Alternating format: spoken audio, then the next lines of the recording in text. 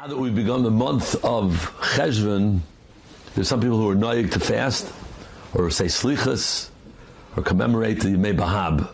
Beis, hey Beis, Monday, Thursday, and Monday, the Monday and Thursday, following Parshas Noach, and then the following Monday, following Parshas Lech Lecha, during the week of Parshas Vayera.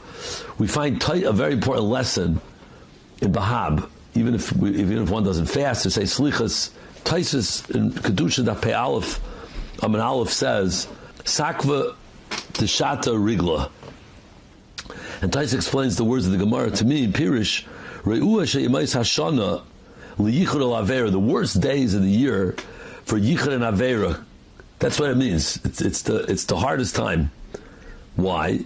Kolaymar yemais haregel sheyesh kvutzais anoshim v'noshim l'shmei hadrasha v'nais anayin zel zeh. They look at each other and they might come to do something wrong. So Taisus v'yesh oimrim l'kach nagu lis'anois la'achar Pesach la'achar Sukkot. Therefore, the minig is to fast after Pesach and after Sukkot, as we know as the time is Behab. And Taisus Pei Aleph, and Aleph says this, that the Behab comes for potential Aveira during the Yemei Regel, because people come together and might do something inappropriate. So this is in the Sugya of Yichud, which leads to another question. The Sugya of Yichud comes at the end of Masechta Kedushin. And you wonder, why is it at the end of Masechta Kedushin? Kedushin is a Masechta of marriage. Perhaps you put the Sugya of Yichud maybe in Saita, which is, so the whole Saita comes because of Yichud. Why is it at the end of Kedushin? So I was thinking, perhaps, because it's telling something very important which really relates to our society today. And that is that Kedushin is a Masechta of marriage. At the end of the Kedushin, the end of Masechet Kedushin, is Yichud to remind somebody, you think the Kedushin is good, everything is perfect. Well, if a person is Chas v'Shalom miyached, Lo'aleinu, it could be Boli de Takola, it could come to terrible Averis, if a person is miyached. So Chazal put the Sugya of Yichud at the end of Kedushin to say, even a person in the best situation, in the best marriage, but Yichud could topple that entire beautiful home, the beautiful Bayis Neman. And that's why the Torah, and with the addition of Chazal, made the Isser of Yichud, to ensure as a siyag, as a guard, to protect people from Chas v'Shalom coming to do something wrong, even in the best of situations. Something can go wrong like that.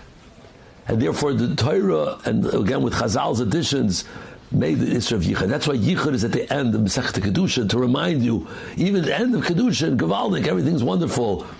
But you have to follow the Divrei Chazal and be as careful as possible. Ubeprat, when it comes to these inyonim of Noisinayin Zeh al Zeh, and therefore they were Mesakin Behab. It's a tremendous lesson in technology, because technology is the same thing. A person can be erlich and straightforward, and Zohar and mitzvahs, and mamish and erlich yid, and then they come to Nois and Ayin Zal Zeh. With technology, the Ayin could be Nois in the wrong place, which could lead to Takala. It's a miniature yichud, or it's a major yichud, and therefore, as we come to Behab, we recognize this yisoid, that just as Chazal were Mesakin Behab, because of something that could go wrong, Yontif, in the best of scenarios, the happiest Yontif, Kavaldik, everything's wonderful, it's Nach Rosh Hashanah Yom Kippur, everything is so perfect, and yet even then, it could be Boli De Takala, a problem could happen, and therefore the meaning of Behab came, and so too, Yichud could lead to a Chas v'Shalom, a problem in a Kedusha Lo'aleinu, if someone does something wrong, and Kal v'Chaimer, if somebody does something inappropriate with technology, with internet, or with other types of technology, that a person in the best situation, is never enough siyag that a person can have, and therefore that's the lesson of Behab, to be careful in dealing with technology.